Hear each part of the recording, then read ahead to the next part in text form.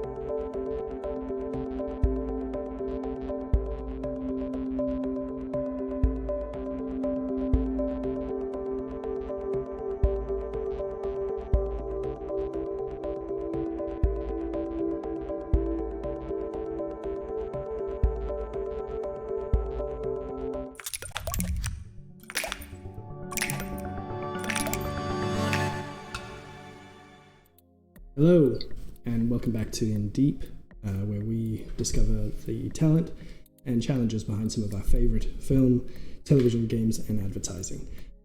Today, we have Alexandra Green, choreographer, and if, like me, you've watched Save the Last Dance and know everything about choreography, you're in for a real treat today. But first, I'd like to just remind everybody what's happening. You can, of course, see the upcoming lineup that's here.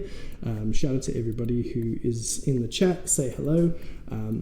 The main reason that we started the stream is this fellow right here, the Crisis UK bid, which is a charity here in the UK, which we started last month with the goal of reaching £1,000. And thankfully to you guys and many of our kind guests, we're a lot closer to achieving that goal. Right now we're sitting at £950 out of 1,000. So thank you very much to Dom W, who weirdly is the composer and things of some of the music that you're hearing here today, and he's topped us up, so we're on our way. So Dom, of course, all contributors to this cause go into our prize draw from our sponsors, which are, of course, the 5 Points Brewing Company. So if you fancy winning £25 of bar tab, or perhaps some of their merch, or a brewery tour, get donating. As little as £1 can get you into the draw. Like, let's do it, guys. It's a really good cause and near and dear to my heart.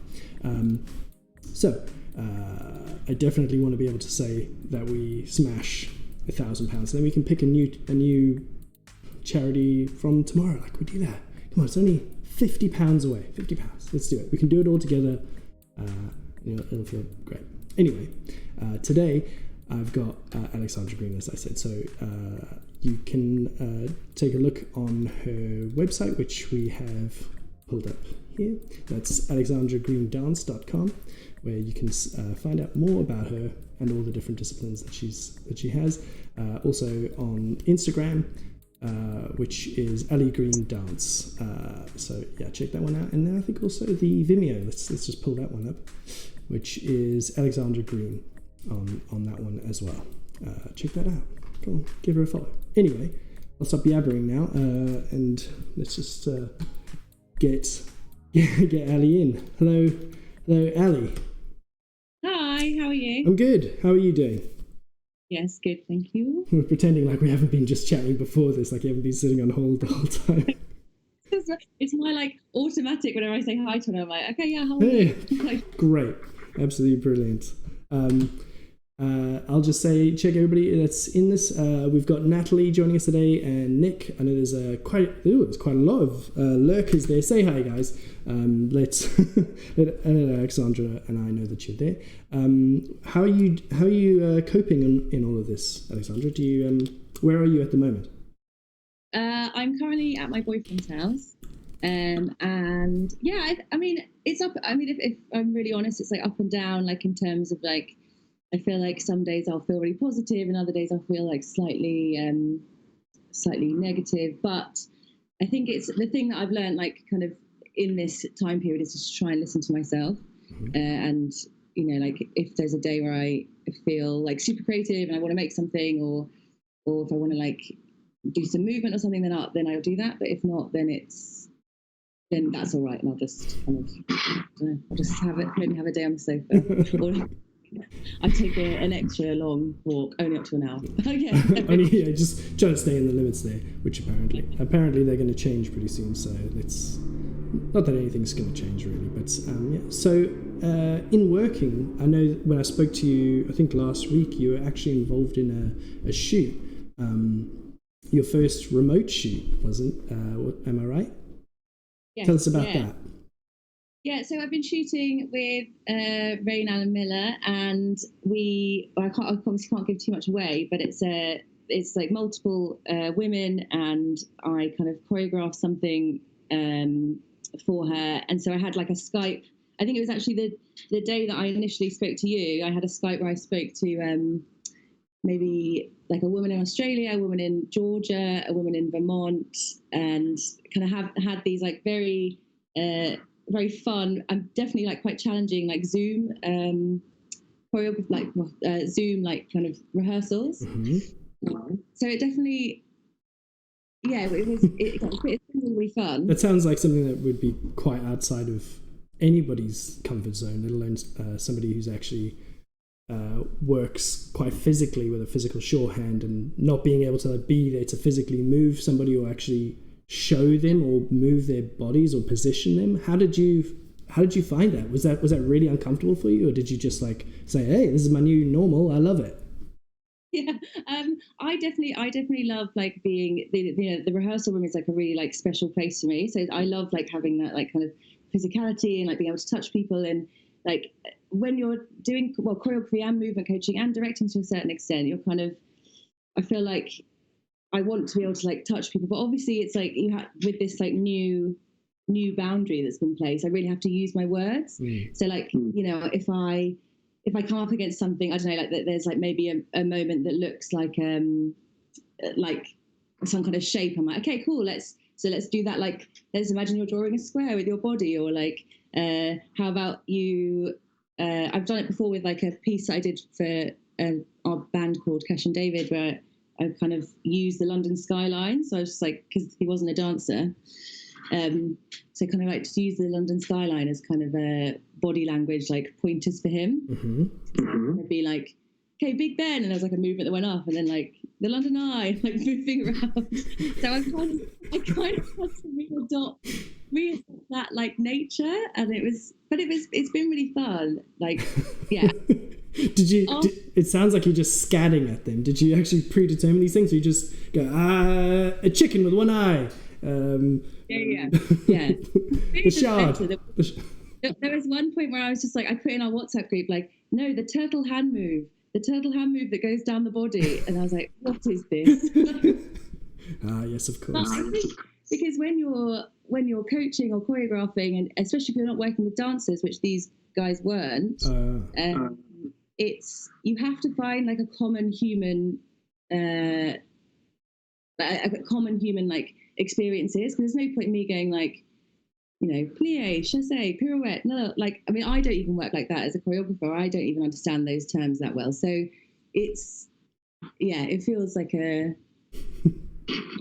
feels, yes, you have to find like the fun things. And also it's great, like a kind of fodder for laughs. And how did it turn out? Like, what was the sort of turnaround thing on it? Is everybody still sticking to the sort of same timelines and expectations as before? Because we thought when this thing happened, we were like, oh, okay, the one thing is that people are going to chill out and say, okay, look, we can move a little bit slower because this is new territory.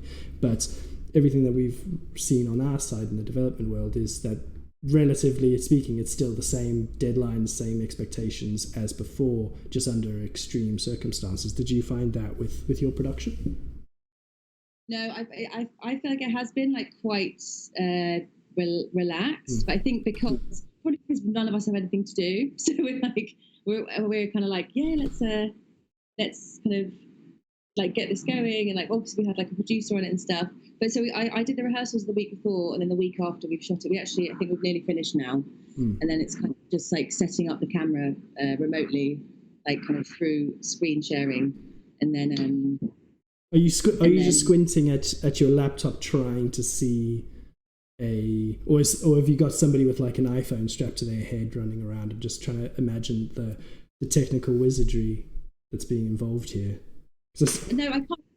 No, it's so I think there's been equipment sent to their house, and then and then we kind of screen share through like an app, and then that's all the art director, like myself, the DOP, the director, the producer are all on the call, and then we all kind of take it in turns to like create the image we're looking for, and like make sure there's enough like space. If there's obviously like with choreography, things have to evolve and change all the time depending on the room that you're in. So kind of just making sure that the choreography still fits as we learned it in the rehearsal. Right. So yeah, but it's kind of like a lot of knocking lamps over and readjustments. Yeah, well, I always like to take up loads of space with like move, and I always tell like people to like take up lots of space because I think we tend not to like day to day. So you take up minimal space. The space you take. Yeah, like take up loads of space, especially now with 2 meters. You've got to do your full arm span. Yeah. But and so if you're not able to each have necessarily take a moment to say, okay, I'm going to go and talk to this person, take them aside and things like that. How do you manage that in the process? Or is everybody kind of like fighting and then it's like, okay, hold on, you speak, you take your time in that? Or are you ever able to just go like, Chris, he's a fucking dick, don't listen to him? No, I think it's absolutely the opposite. We all gave each other plenty of space and time, and if there were two like kind of, I think it's very similar to the way I'd work normally as Alec. If we had two departments that maybe the lighting is better in, the light looks better from one angle, but the choreography is better from the other, then we kind of like work together to find like a solution that doesn't affect either. So it's kind of the same principles of like that I think about, kind of like listening to each other, it's problem solving, isn't it? So yeah. So trying to just like working together rather than like, this is the only way it can be because this is how I've done it at rehearsals. Like everything is slightly changeable. Yeah. What's been the worst part about it? Because now you've painted a pretty good picture here. What do you absolutely hate about it? What can't you wait to get back to? Personally, I really hate not being.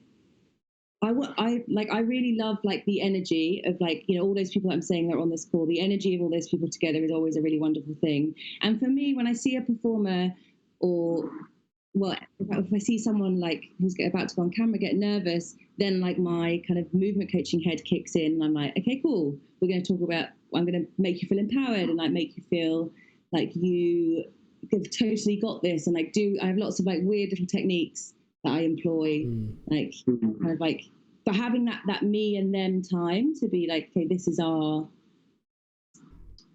safe space. We're going to talk about what's like worrying you or what's upsetting you. Yeah. And then well, I don't know. I'm trying to think of like a better way to word this. No, I understand that. I think that's completely. To see in like real time, just being able to see like what it is that needs to change and what it is like in their body or like dynamically that needs a little shifting, and then me going and being like, okay, think about this thing, because I'm not there for all the filming on this. On this project, it's quite difficult. Whereas I think if you see me on set, I'm kind of like back and forth all the time, like very close to like well, as a director and as a choreographer, close to the other director I'm working with, close to the cast. Like there's like a real like dialogue going on, and that's what I miss. And also, I'm a super physical person, which I think is obviously understandable being a choreographer. Yeah. I miss like being able to kind of. It's like being able to like reassure them with like touch, and like this is okay, like. Or like, that's great, let's try it this way. And then showing, because having someone directly in front of you helping you with something and like doing it with you is much better than kind of just being told through a screen. Like, through a screen is very inhuman. Absolutely. And I mean, in this, it's like, let's take a moment now to, because of course we're all stuck in lockdown, it's a good opportunity to reflect on work and things. And so normally on the show, we invite people to pick a handful of their works and talk about. And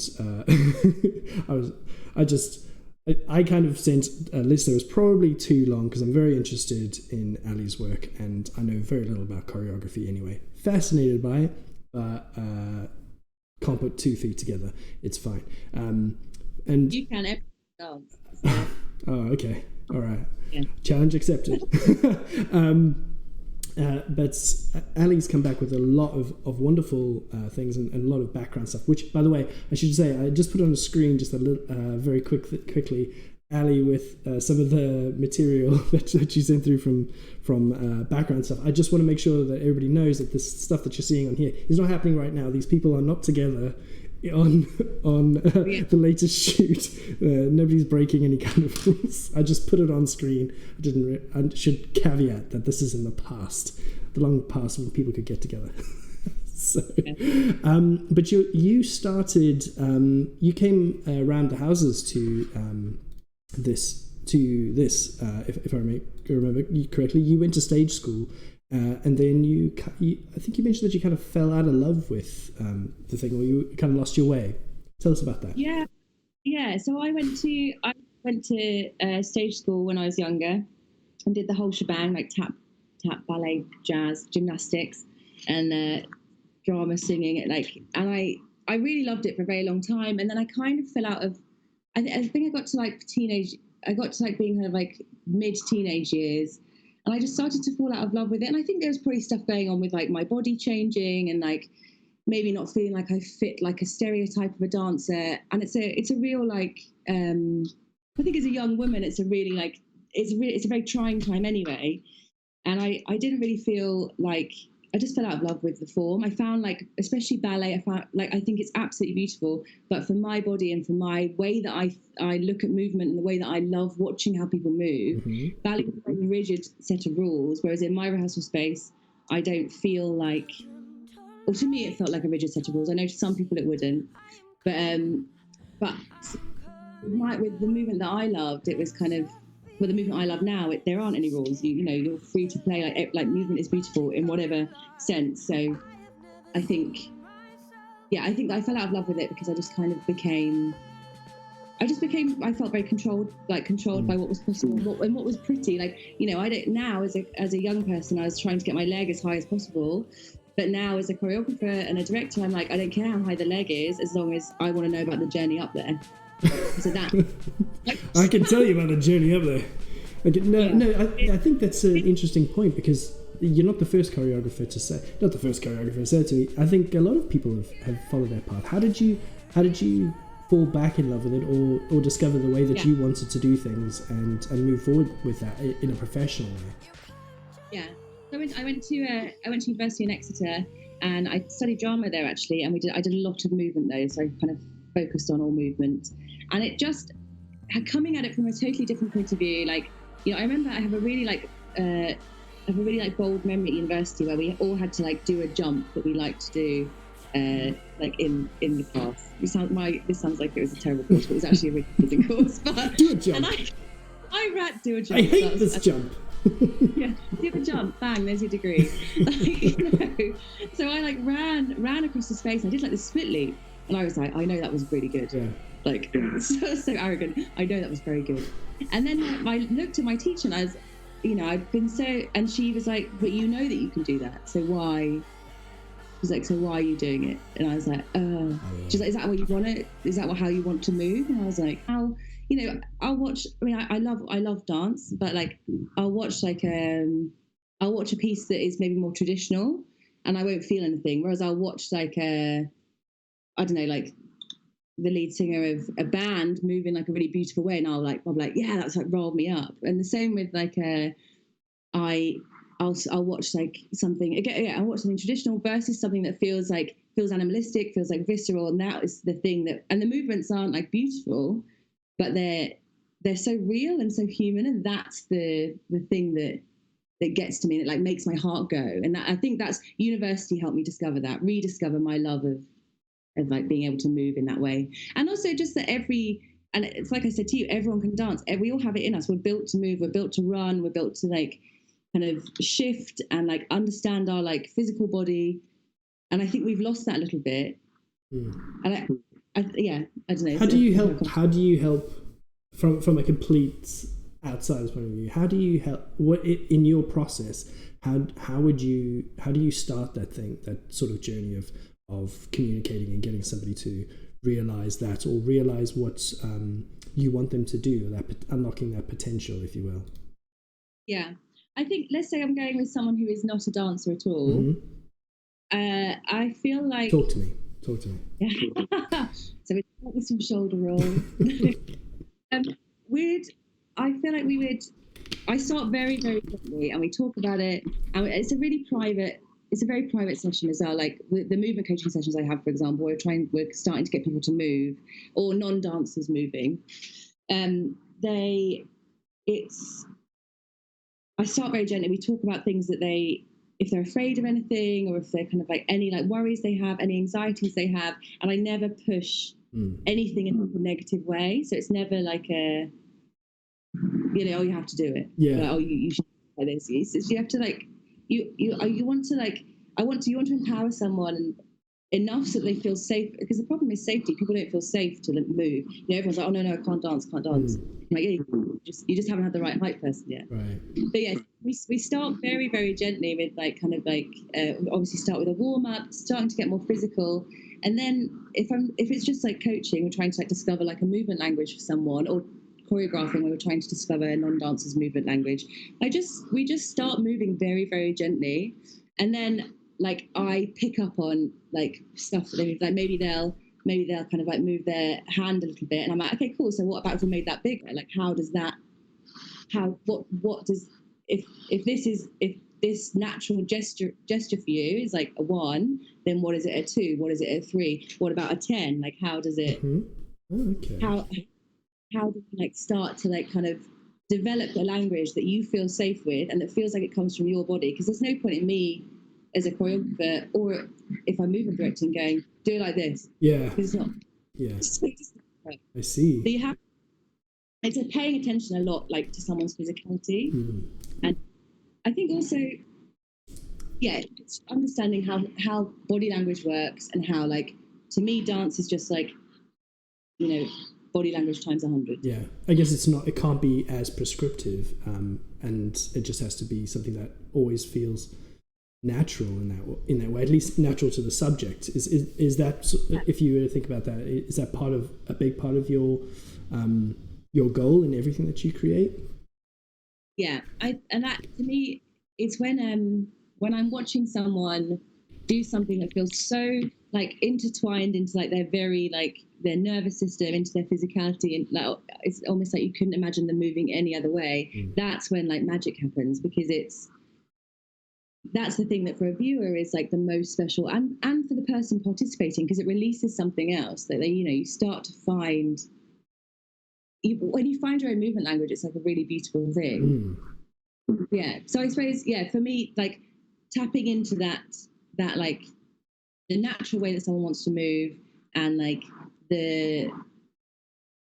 pushing that and like elevating it like bit by bit is the thing that's really beautiful. Because I've seen so many things in the past where you see someone just going like this, and they're just not in it. They look absolutely terrified. Right. And it makes or breaks something, because obviously film is more than just watching something on the screen and just digesting whatever like you're watching. It's do you have a favorite of people? Obviously, I mean, it's two very different things, but do you often like to keep professional dancers separate from non-professionals, or do you like to mix, or are you just like, whenever possible, I'd love to get some work with absolute non-professionals on certain projects? Or is it project specific, and that's a really stupid question?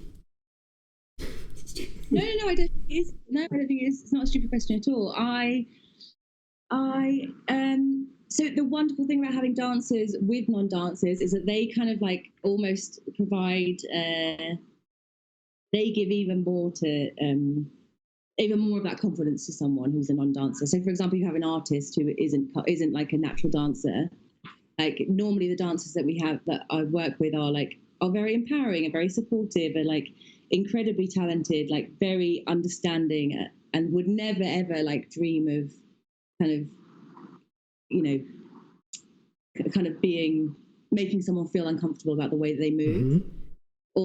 So I love like mixing, and also I think I think the beauty of it's hard. Sorry, it's a hard one to explain. It's okay. It's a broad, stupid question.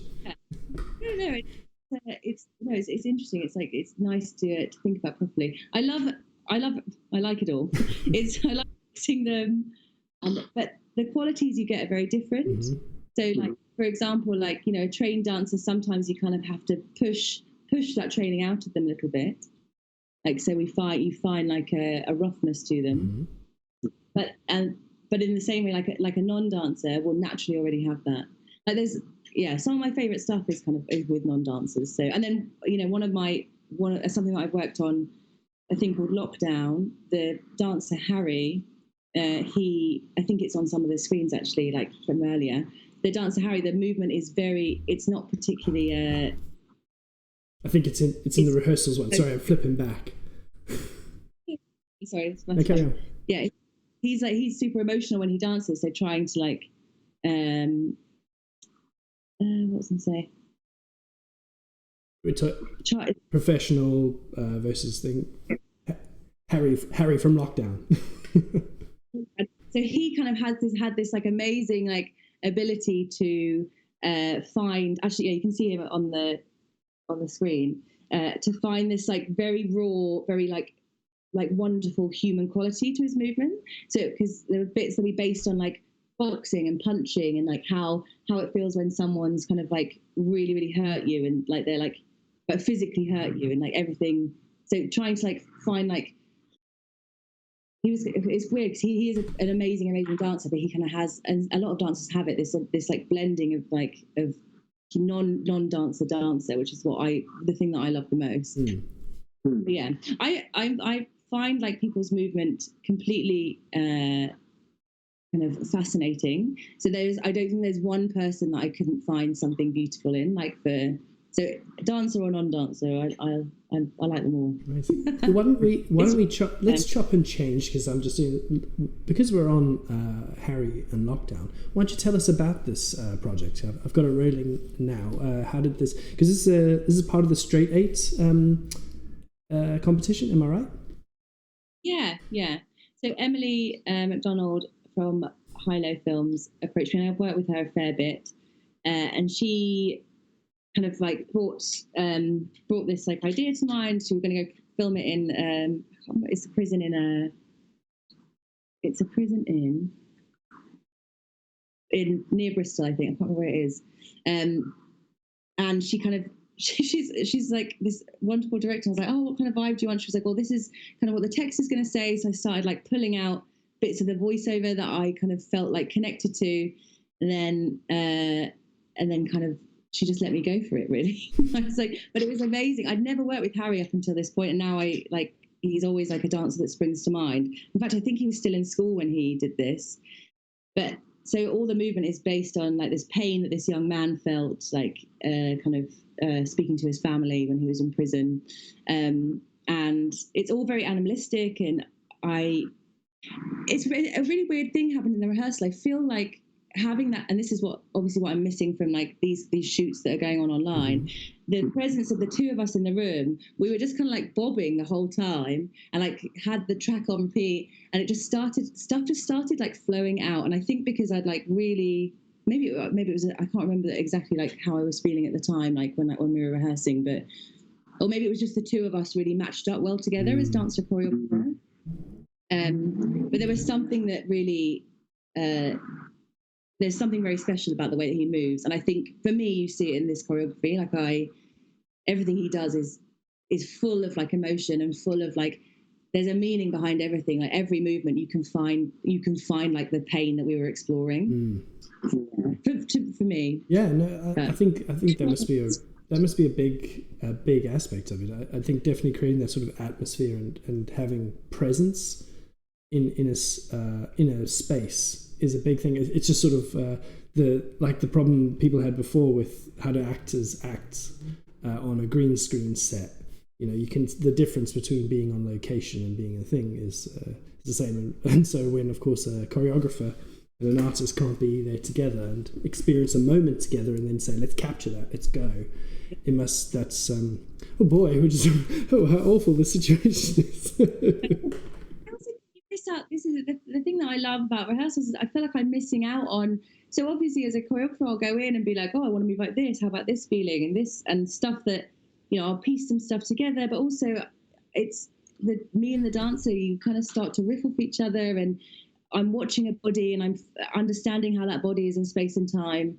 And then I'm like, I see how you move. I think this feeling like this, let's shift into the floor. How about we do like this, or let's I don't know. I feel like you miss a whole part of a vocabulary because you haven't gone that back and forth and that physical, like, I'm gonna explore. Let's explore the way that like I don't know. Yeah, let's explore the way that it feels for your body to do this, and it doesn't matter if it doesn't work because we're in a rehearsal and that's what rehearsals are for. To like work everything out. But yeah, so I feel like I'm missing that back and forth like interaction between me and dancers, and like and that also that inspiration, that kind of like the way that I would hope that like kind of work gets made. I don't know. Yeah. I know.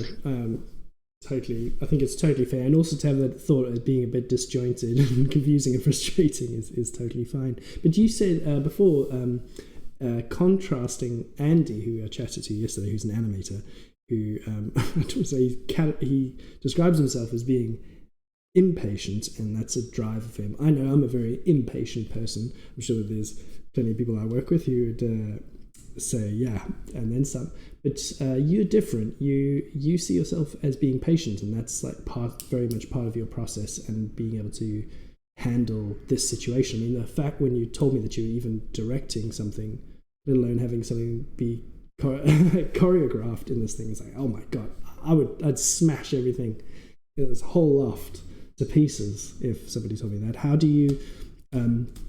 have you felt that that has been influenced by your experience coming from on your journey from being a choreographer, movement director, all the way through being a director? Tell me about that journey in that weird, wonderful way that I've just described. Some nonsense, ignore me. Yeah, it's you say that because I do feel very, very patient at work, but I've noticed at home that I am not patient at all. Oh, dear. Opening the oven or like constantly like trying, I'm like, why isn't this done yet? Like, so it's funny how it comes out in different ways. But yeah, I think I suppose like my patience comes from obviously I have a limit.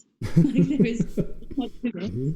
But I think as soon as people start to like lose their temper, or like start to feel frosty, or start to become demanding in a way that isn't conducive to creating work, you lose people. And the thing with movement directing and choreography is that I can't afford to lose like someone. I can't afford like to have that space where they don't trust me.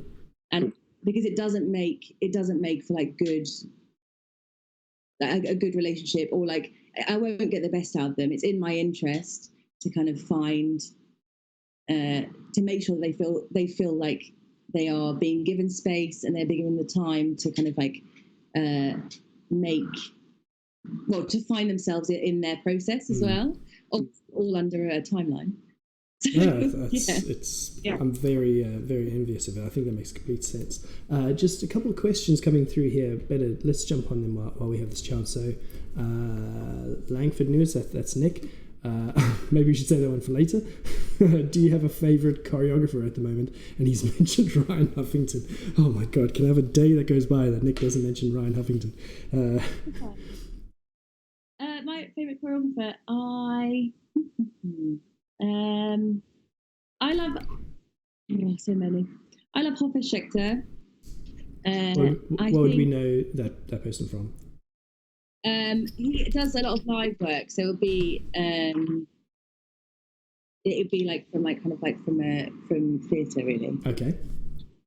Yeah, and then I'm trying to think of other people. To be honest, a lot of choreographers I love. I mean, there's so many great ones like kind of out there at the minute, but a lot of them I love are very all ones for theatre. So because that's kind of where I kind of started. So I would say, yeah, Hoffa Schechter. I'm just trying to think of someone else that I love. That's okay. That's okay. We can circle back to that. I have another question here. I think Sophie might just be a bit confused. Sophie Judd. Hello, Sophie. How much of this choreography from lockdown is your movement, and you gave him how much you purely get? Oh, I think Sophie's thinking that actually that spot lockdown. It's called lockdown, but it was actually made before.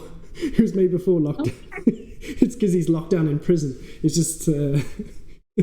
Yeah, but I also think there is a point there. I can kind of answer it in because as I've said, there is a back and forth between choreographer and dancer. So I would be lying if I said that Harry didn't have an input into how that movement feels. But the majority of it is kind of curated and made by me. Starts to put it into his body, but obviously I kind of have maybe it's more to do with patience. Kind of have quite a Zen approach to once I've created movement, it's on someone else's body, it's theirs, then it's not mine anymore. It becomes something totally different. And that's kind of it's that nature of that. I don't think we don't own anything really. It's collaboration really, and then that's of course interpreted, because I mean whether you're directing yourself or you're interpreting what they're telling you and then adding a piece in yourself and then giving that to a performer, it's all a big mix, melting pot. And then also I guess there's, I mean, how much in your work, how much room is there to improvise? Are you a stickler for detail? You're like, this, neat. Or do you give them some room to add their own touch and signature to it? It's project to project, I suppose. So I feel like I will always shoot something improvised just in case. Okay. But I think the problem with improvisation from it is very wonderful, but you have to set boundaries with it, because otherwise it just becomes a mess of the same movement, and and I can't use it. So for me, I love improvised movement, but then I have to use it carefully, and it has to be good. Improvisation has a good structure to it, so there are rules in place. Oh, you let them work it out their system. You're like, yeah, sure, have it, and then it's in the can. Now do what I want. Do it. Yeah, now we're doing exactly the thing that I've talked about. There is space for because it's personality as well. There's obviously space for interpretation of stuff, but if I'm doing something I think, are you playing the is it sake at the minute? Stuff like that, it depends project to project. There's no room for improvisation in a project like that, which is very, very slick. And the same with the matches thing that I directed. There wasn't really any space for improv there. Well, let's go back to matches. Actually, on that point, let's skip back to matches. So tell us about this one, and then you can expand more on that thought. So matches came to me. Well, they were launching the Matches Fashion were launching a space called 5 Carlos Place, and they saw my original first thing I ever directed with Listeners Project. And there was a shot going up some stairs, and they saw that and they were like, well, that could work really well in our space. And they got in touch with me, and the idea was that we would kind of put together this piece that was to be made in between half renovated and fully renovated building. So it's kind of a moment in time. but with like kind of all set on the backdrop of this old building and with very beautiful clothes. Mm-hmm. But the problem was obviously that, you know, like kind of a week before we had no floor. I was like, okay. The day before we had no electricity. Obviously, like working in a building site is not the best, and obviously I had to be safe for everyone. So you know, we came across like quite a lot of problems. But for example, with this one, I think I filmed each dancer. You can see Anna right at the end doing a bit of improvisation just to cover off like credits and things. I see. But otherwise, it was so like slickly, it was so like tightly put together. I needed to show off the space properly. Like I needed to show off like a certain amount of outfits. So yeah, it's there wasn't really any space. Get what you need, and then you see what time's left for improvisation. You're on a tight shoot day. I see, you know, shoot days, and I don't think I've ever been on. No, actually, I've been on one. The one I did for Oplu and the entertainment, the recent one that I put out with her in like the rocks. Yeah. That was like the most chilled out shoot day ever. But otherwise, you are pushing the whole time, and I just think I want to know, like, start to finish, like what the piece is looking like and what it's feeling like. Like I think I mentioned to you that I often I'll like piece together rehearsal footage into like a version of the final film. I have horrible editing skills, so everyone appreciates it. But it makes me understand what the film is, what it needs, what's it's missing. I can look at the movement and be like, okay, we can shoot that in a nicer way. That movement isn't quite right. It's kind of it makes just an opportunity to sort of shave off the edges and things. This is of course looking up here in these little areas here. This is the footage that Alexandra kindly gave to us, and you can sort of see how that evolved and was polished in the final thing. It's really good. Also, shout out to Jo Apps, our lovely editor friend. She cut this for you, I think. Actually, yes, she did, and she's wonderful. I actually think we did this and we got it signed off in one go, which was the dream. Yes. Did you feel like you got that too easy? You're like, oh. I definitely feel like it was I definitely feel like but there was a lot. And I think maybe it's to do with choreography, the way I am as a director, like the planning and like the way I like to understand everything and like see it almost as like I said, like as a rehearsal. I want to like go into the space. I want to rehearsal in the space. Like, you know, I'm lucky enough with like some of the projects I've done, like Doug Walsh, who's a Cinecam op I've worked with a lot. He shot matches and he shot scope. It's like he's really physical as well. So the two of us really like talking about like how the camera's going to move. And he has come down to recce's before. I've shown him the movement. We work out like how it feels, like what's like. I'll kind of like go with one thing and he'll like maybe offer up something else. Like there's a real relationship going on there with the camera, the movement, the architecture. But for me, I have to kind of be in the space, live and breathe it before I can start to really like get into the detail of it. That's quite an interesting thing in itself. I think we just briefly touched on it when we first spoke.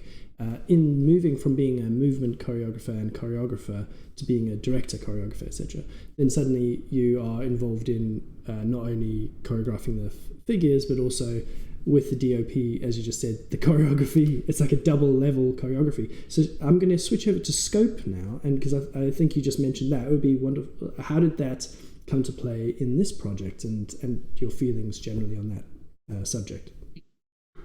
Scope was kind of this like amazing opportunity to play with architecture and a body. A body in space and time is like one of my favorite things to like explore, and architecture. So it was just this like wonderful kind of chance to basically scope for a company that they're like they build like homes. They're very very minimal, design. Like also they're kind of like really like my personal home. So yeah, tell me about it. Great, maybe you'll give me a house. So I really loved like kind of finding a space. We used Wayne McGregor's studio in East London, finding a space and working out what movement can feel like within those walls, and like what, like, you know, a body in space and time, like how you can start, how that how a body can all of a sudden switch everything, and then on top of that, how the camera starts to like layer up a whole other like journey of it. So I think you'll see a lot. I think with all of my stuff and with matches, you'll see a lot of pushing and pulling. Like you start to see, like, and also I think the rehearsal footage is playing now. You can see it was quite cut. It would end up being quite cut down. But the way that I'm trying to move the camera terribly, and the way that I've edited it terribly, is in a way similar to what I was feeling for like the actual piece. So I think for me, like sometimes I think when I first started in choreography, I'd do like these big like movements, but then if the camera's only here, then there's no point. Like I can't. I guess that's something that I hadn't really thought about before, because I guess when you're training, when you're studying choreography and things, like is it the same differences as learning to act for the stage versus the screen? There must be elements that are the same for dance as well. Like did you have any sort of stumbling blocks with that and realize it's going like, whoa, that's way too big, let's make that smaller? Yeah. Or what? Absolutely. I think definitely. I think it's the same again, like you said, same with theatre and film. Like it's what I think some, like if you're a dancer who's mainly used to being on a stage, you kind of have to rethink like how you're being viewed, because you're going to see the tiniest shoulder movement you are going to see, whereas on stage it wouldn't be like perceived perceivable. But I think for me, I think because I've always I feel like I've kind of always made. I think of myself as more of a film choreographer than a theatre choreographer. So I kind of am very, very used to that medium. But I'm sure I actually want to try and do some live work. It was going to be this year, but it's probably not going to happen now, is it? Well, you might be able to. You'll have like plenty of flyovers. I don't know if you ever saw that Bose commercial. I'm sure you guys know. I've riffed a number of times where I think the Mill or something, they went to great lengths to sort of rotoscope out everybody out of the scene, so it looked like London was empty and there's just one performer sort of body popping around London. And now you're just like, well, you could actually shoot that now. Yeah, it won't feel special, but it's going to watch that commercial very differently from now on. So yeah. I was sorry. No. So yeah, I want to actually just pop back to these other ones, because you again, the spot that we played a little bit earlier that people saw is one that's Alexandra was the first piece that she choreographed.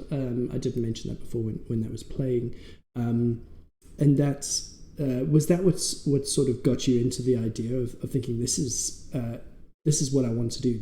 I want to choreograph for the screen, and then ultimately leading to directing. Tell us about that emotional journey. Yeah. Absolutely, it was. So James Willis, who is one of the founders of Bully, got in touch with me.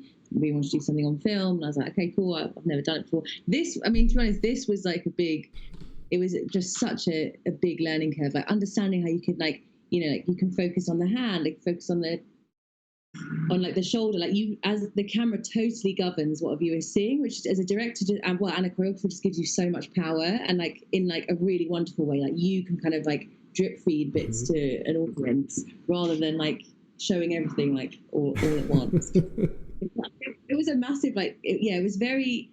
I was just in awe. I'd always wanted to kind of explore film, but I really didn't know how to like really begin. To be honest, like it was such a kind of it felt almost like I couldn't like I didn't really know how to get in there, because I trained in theatre more, but it just opened me up to like the way like you have like two bodies in a space, and then you also have a third body that's rotating around them and is finding all these moments, and then you have lighting that it's the same with theatre obviously, but I started to kind of understand like how much you can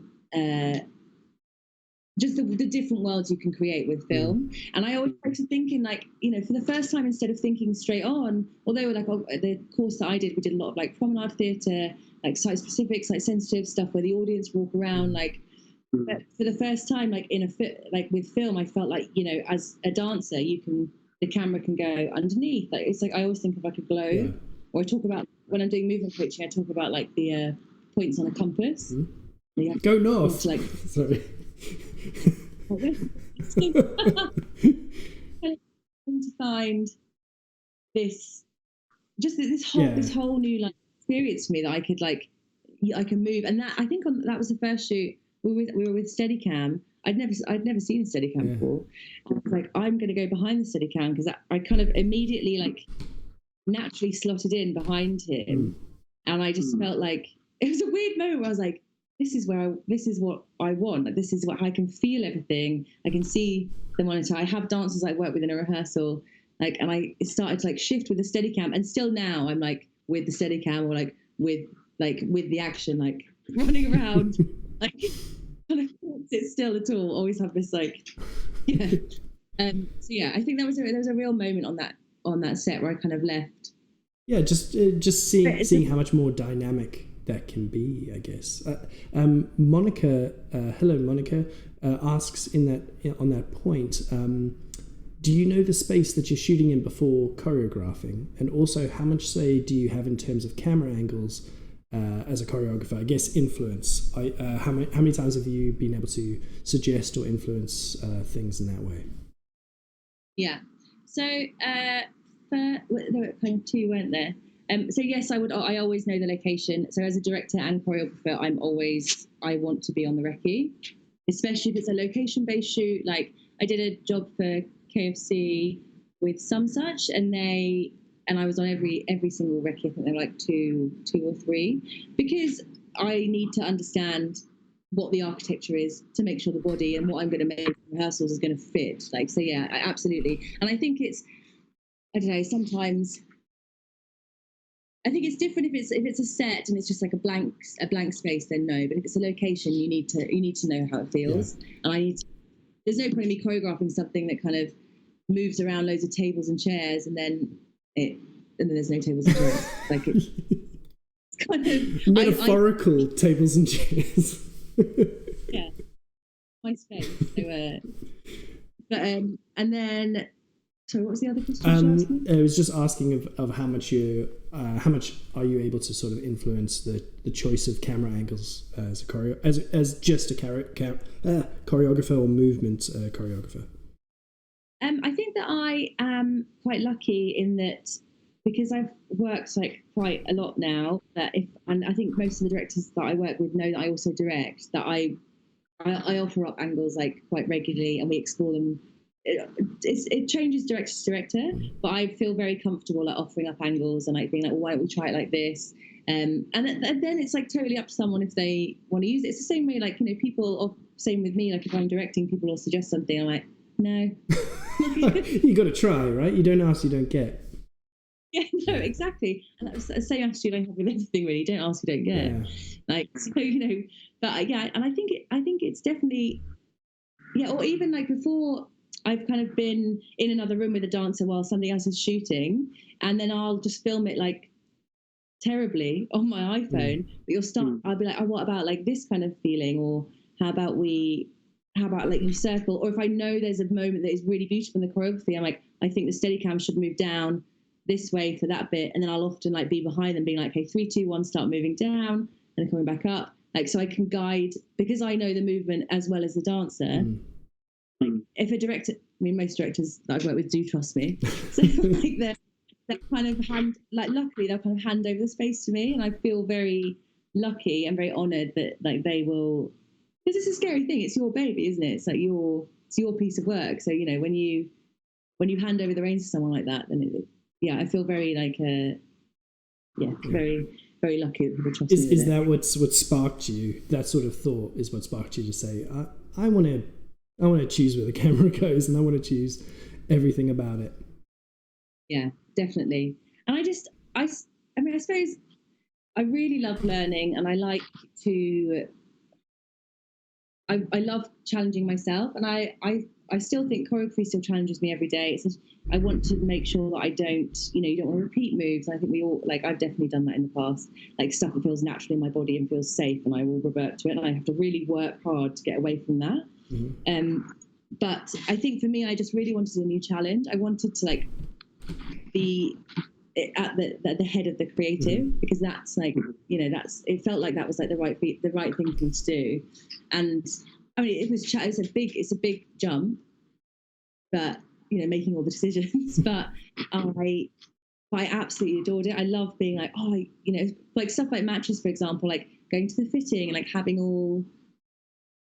these like beautiful clothes like kind of in front of you, and knowing the movement and understanding like every aspect of what I'm about to shoot, and kind of making those decisions is something that I really love. Yeah, I guess matches is that great example of picking clothes that sort of accentuate or complement movements in those ways. I mean, obviously, like, of course, every time I go out and I'm going to bust some moves, I want tassels, which is an obvious thing. But for you, that consideration, it must be very exciting and interesting to be thinking in all those terms. And how many times have you seen I'm sure that you've changed things when you've seen a cast member, but have you ever changed a move or something just based on something that is like that jacket or that dress, the way that the movement is there, whether it's restricting the dancer or there's other things?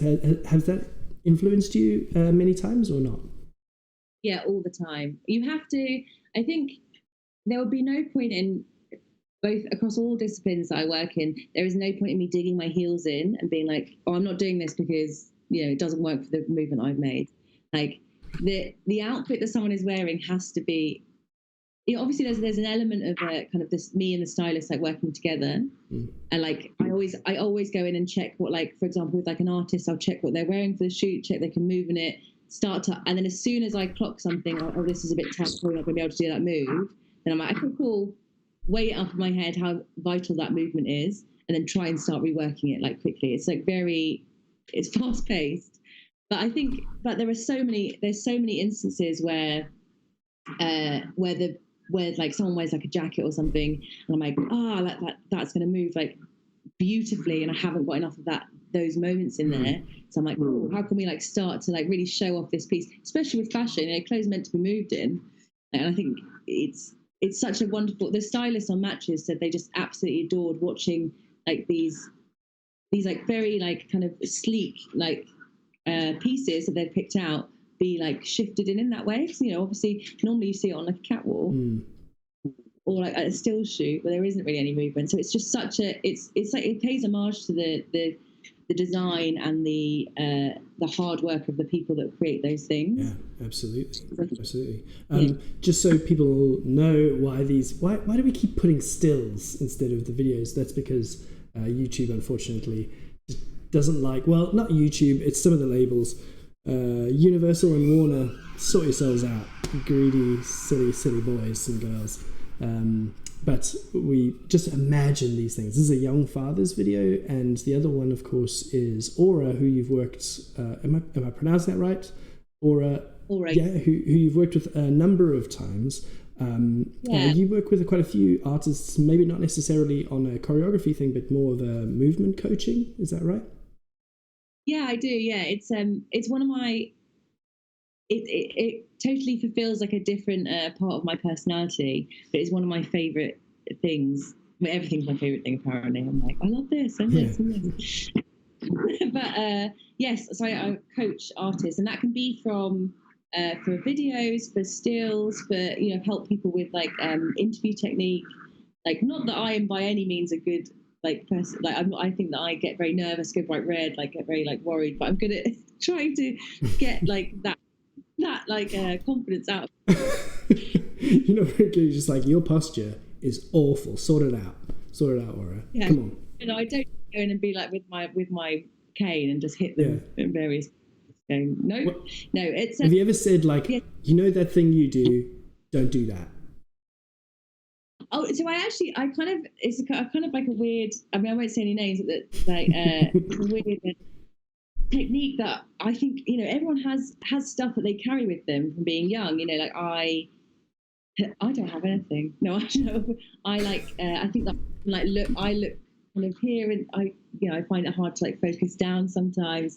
I think that I sink into my hips a lot. Like, there's lots of stuff going on, but I have, and all artists when I first have them will have some kind of like movement tick. Like everyone has a tick basically, and it can be really small. It can be like anything from even like putting a bit more weight into your right side than your left. I have one girl who kind of like did this when she sung. I don't know if you can see that. She crunched up her hand. Yeah. Okay. Oh, what, like give me the pizza pie kind of. Yeah. Oh no, but then put it like really like put it into her body. Okay. Yeah. And I, what's that claw? I was like, where's that come from? So you kind of, instead of it being like, oh, that looks terrible, what are you doing? Then I'm like, okay, cool. We make like a light thing of it.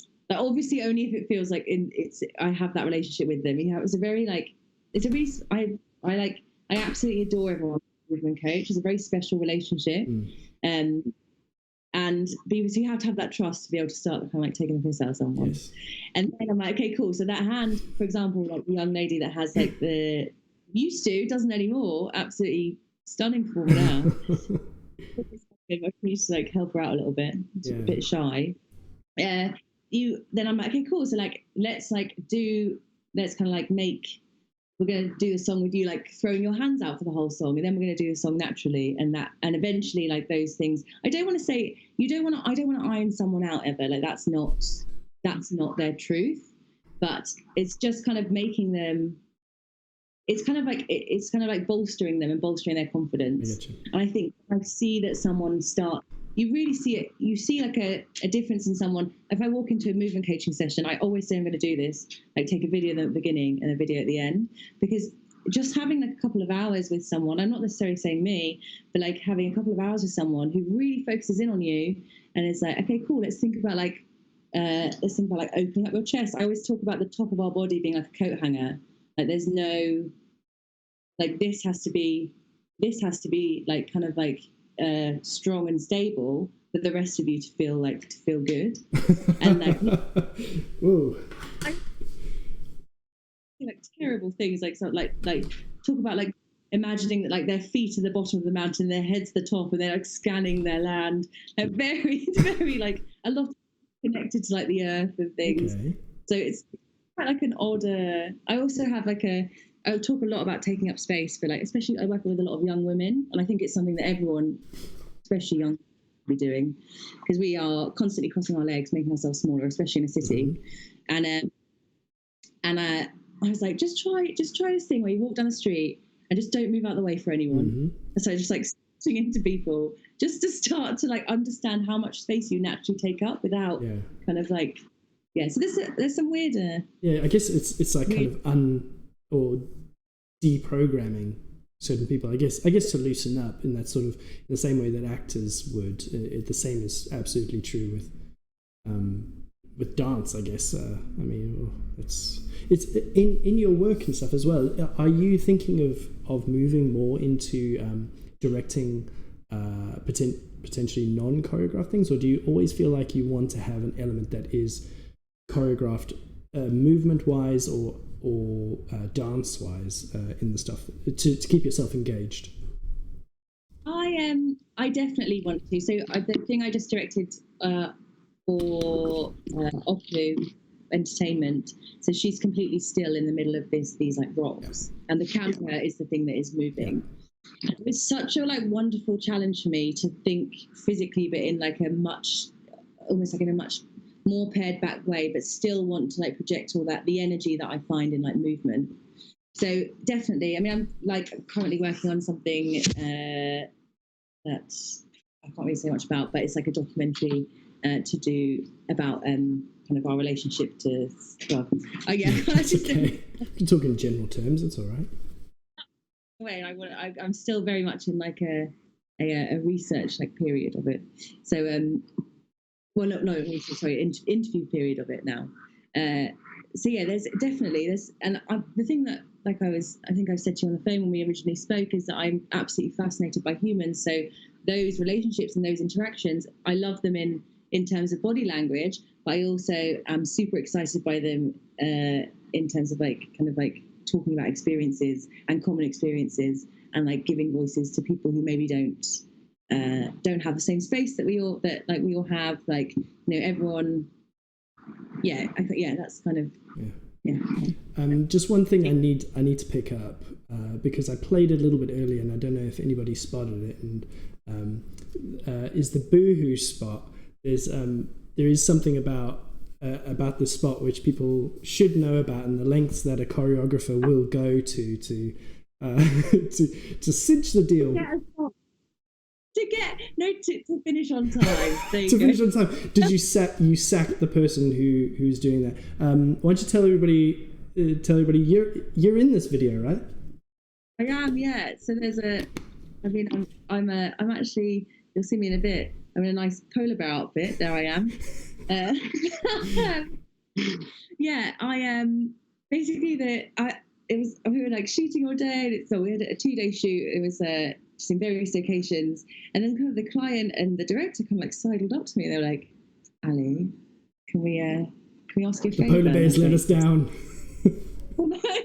They were like, yeah. I was like, of course you can. I was like, what do you want? What do you need? Like, I think it'd be like, something to do with like maybe something wasn't quite right in the movement, or maybe one of the girls wasn't looking as relaxed. And I was like, yeah, anything. And they're like, so we have a polar bear costume, and we were going to have the models in it. And I was like, oh, okay. I was like, I don't know. I was like, they're quite hard to move in, like those things. And they're like, yeah. Could you maybe do it? And I was like, oh what? My God. And so I was like, oh, okay. I mean, I'm a good sport, And also, I was in it. It was near Christmas. I was like, why not? Were you half cut at that point? You're just like, okay, this is going to need a few drinks. And then I put on this thing. It was so heavy and so hot, and then I was like, oh, they're like, oh, can you do anything? And I was like, guys, I think at the time I was like 30 or 31. And I was like, oh, guys, I'm not as flexible as I used to be. Come on. And then, I was like, oh, I can slide into the splits. I was like, that's something I can do. I was like, just let me check I can do it in this. And so I did it like once, twice, and then Jack, the director, was like, oh, can we do it a few more times? I was like, there's a limit on how long I can do this for, like because I'm absolutely baking, just like boiling with sweat. And also in one of those costumes, I don't know if any of you have ever had that experience, but you just have no sense of where anything is. So I honestly was just dancing around. I was like, this probably looks absolutely shocking. I would never say for everyone to do. I just love the little gesture and thing. Is like, oh, come on, it's like so flirtatious. Come on, get on the dance floor, guys. I just love it. That's me. That's radiate out of it. Amazing. Yeah. Let me before we actually do that, I should actually pop over to the questions here. See, okay, yeah. So Sophie Judd, what was your first professional job as a choreographer? That was the David. Right? Was that one? The Cash and David. That was your first job as a choreographer. Yeah. Okay. Okay, cool. And anybody else, guys? If you have any questions, get them in now. Any question is open. Fair play. I've actually got on screen right now I never know. I love this band. I never know how to pronounce the name. Khruangbin. Yeah, Khruangbin, yeah. Tell us about this job and how did this come to you? This came to me through the director is someone called Scott Dungate, and this was I think it was a Kickstarter actually, and he was a creative at WK, and I think actually the band, I might be wrong, so yeah, just don't quote me on this. But I think the band one of the people in the band used to work for him as a junior. Oh. So yeah. So anyway, some touch, one of the production companies involved in it, they got in touch with me. I met Scott, and I totally fell in love with the idea. I fell in love with the song. Like everything about it is like beautiful. We searched for ages for Chihiro, who plays the main girl. We looked for ages at like different dances, like lots of different abilities, and then I thought of her. She'd applied like years and years ago, and I kind of sent her forward, and she walked in the room and everyone just knew that she was absolutely like the best person for this. Has such a like amazing presence. So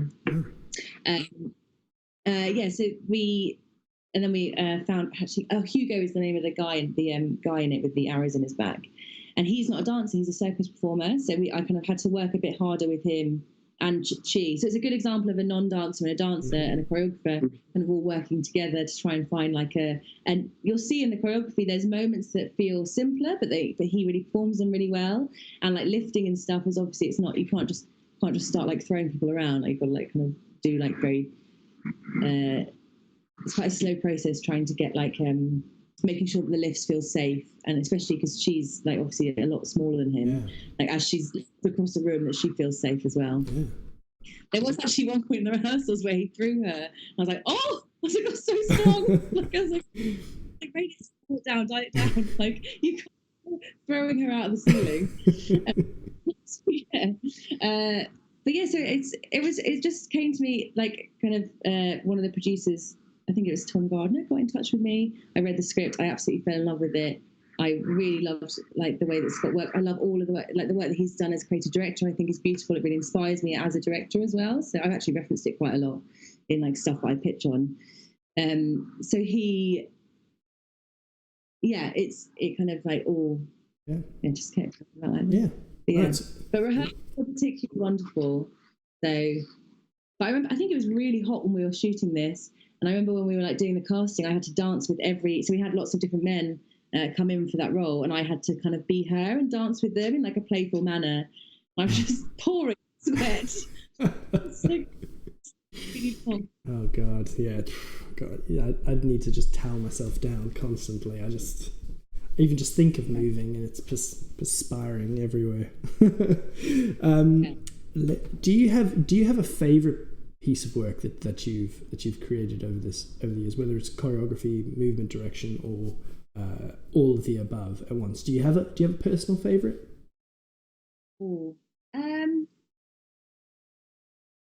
That's such a hard question. I think for directing, I love Matches.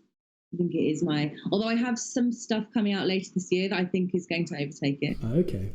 I love that everybody's super close to their chest. I can't even say the word. I can't even say it. Yeah. No, it's very it's I wish I could share it, but I can't. But yes. Well, where can people find it if they're looking for it? Is it just the best place to look on your Vimeo or your website or what? Vimeo website, and then on the Bullion website, and then on like various other channels. But it's not going to be with us until after the summer, I think.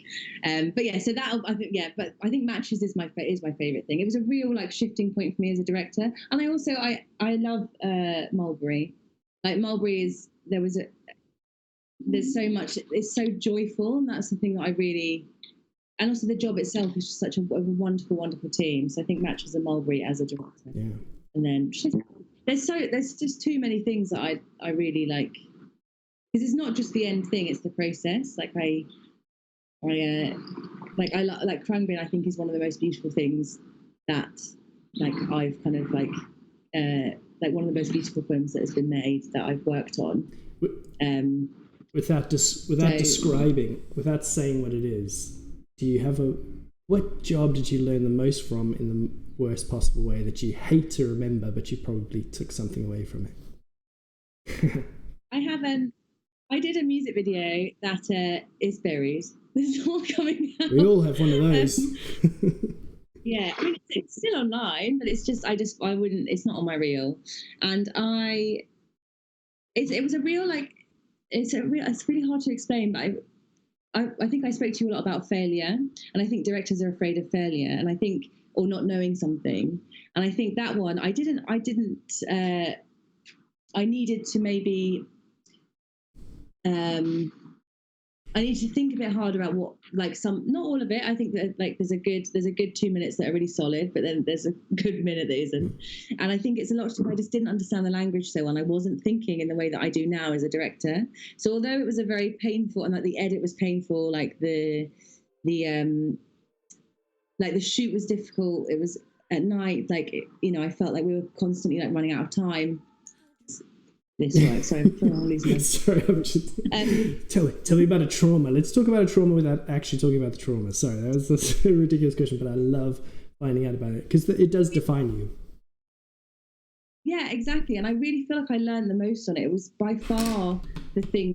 Like now, the way that I approach work is so different. Like it's, I'm much more precise. I'm much more kind of, it gave me like a kick up the arse, really, to be like, okay, cool, you can't, you've done a couple of things that are like, that I was really, really proud of, but this one in particular just made me go, okay, right, I need, like, this is not how what I want to make, and it doesn't reflect me. And it's like 60% there, but 60% is just not, it's not how I operate as a choreographer or a movement director, and definitely not as a director. So it's kind of, I felt really, it's the thing that absolutely bombed is the thing, or the thing with most process is definitely the thing that I've learned the most from. Good. That's something everybody can relate to and is encouraged by. On that note, let's switch to some of the things that some of our audience have asked here. Monica, I hope I'm saying this right. Monica Nicolades, hello. Any chance for those transitioning? Any advice for those who are transitioning from theatre choreography to filmed works? Do you have any advice for those folks? Yeah, I think. So I think start filming stuff, because obviously, like, if you're a theatre choreographer, you're looking at things like End On, or or even like Promenade, but get an iPhone up and start to understand what it is. I know this is obviously like you're not necessarily wanting to direct, but even with choreography, start to understand what movement feels like through a lens, because it's so different. It's like it gives it a whole other energy, a whole other like life force. And theatre does the same thing, but in a very different way. So I feel like get a camera on something, and I think just start emailing people. That's what I did. I like relentlessly email people. I was a real pest. I think, and I started. Yeah, and I also I did do the smaller jobs, like the jobs that didn't have like as much like finance behind them, and then like slowly started to like kind of get like a stronger reel. But I think to begin with, like the email producers, email production companies, find directors that you like, and like send an email which is actually like paying attention to their work. You can spot an email that is, hi, I love your work, bye. Yeah. Like, something that is sort of like non-specific in general is just copy paste. Like, and the worst thing, like everyone talks to everyone. It's not a big industry. Like everyone knows everyone. So it's like, then like I'll speak to a couple of friends of mine. I'm like, oh, did you get this email? They're like, yeah. I'm like, cool. Yeah. Not special. Like find the directors that you really like. Find the directors that you like really want to work for, or like start assisting someone who like we all need assistance. Like it's start. There you go.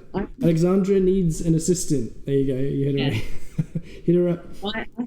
I have Simon, so I'm like, she's taken everybody. She's taken. Forget it. Start looking at people whose work you like what kind of work you want to make. Get a camera on your own work. Start to put together a reel, because it's hard to get any work if you're. I think it's a perfectly good answer. Dane Armour. Hello, Dane. How's it going, buddy? For anybody interested in their own movements, I highly recommend contact improvisation once it's going. What is that? Yeah. Contact improvisation is it's been so long since I talked about contact improvisation. There used to be an amazing class at a place called Moving East in Dalston, where it was like a jam between bodies and musicians. And it's kind of, contact is for like anybody really. It's I remember it's kind of, you move, it's very, very free. Everything it takes a long time to get there. There's like a lot of, if you're like not fully like kind of like fully a physical person, I'd say you have to like go gently, but you kind of start just like leaning into someone, and then like maybe your arm will go over them and they'll lift you, and it's very free. It's so beautiful. You can watch it for hours. It's definitely like something that is wonderful. I actually took someone. I took someone to a class once, and they're like, oh no, like no one can lift me, like I'm super heavy. And I was like, wow. I was like, okay, let's just have a go at this, like, and see. And then she was just kind of like lifted like so effortlessly by this dancer, and it was, the feeling that this like young woman got was so wonderful to see. I was like, yes. Oh.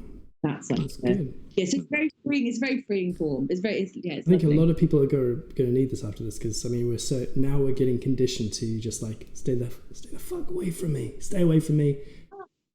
I really want to do like, I used to do like body awareness and like relaxation like workshops for like various groups, like, so especially the body awareness stuff. I really want to get a group of people together. So if I do that, everyone should come. Or just, when I say it's just gonna be rolling around on the floor for like a couple of hours.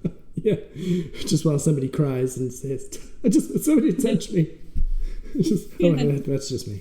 Anyway, thank you so much for that. I really appreciate it, Alexandra. Thank you so much for coming down, guys. If you have any other questions, get in. But I want to now take this opportunity to go to the big thing that I was talking about, which is, of course, the appeal tracker.